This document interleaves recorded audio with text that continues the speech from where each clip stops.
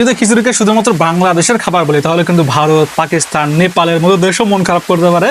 শুধু তাই না, খিচুড়ি এইসব দেশেই না, খিচুড়ি পুরো এশিয়ার একটা বিখ্যাত খাবার এবং পুরো দক্ষিণ এশিয়ার একটা মিলিত ঐতিহ্য। এই খিচুড়ির প্রথম উল্লেখ পাওয়া যায় 2500 বছর আগের প্রাচীন সংস্কৃতি সাহিত্যে। এমনকি গ্রিক পরিব্রাজক মেগান্তিনিস কিংবা মরক্কোর বিখ্যাত পর্যটক ইবনে বাতুতাও কিন্তু তাদের ঐতিহাসিক ভ্রমণ কাহিনীতে লিখে গেছে বাঙালির এক বিশেষ ধরনের খাবারের কথা, যেখানে চাল, ডাল সমস্ত কিছুর মিশ্রণে এক ধরনের পদ তৈরি হয়। এবং এই যে চাল, ডাল সবকিছুর মিশ্রণে যে পদের কথা তারা লিখে গেছে সেটার নাম ছিল কিশোর বা কিচারি। কিচারি ছিল কিন্তু এক ধরনের পথ্য বা সাধারণ মানুষের খাবার, একদম গরিব দুঃখীদের খাবার।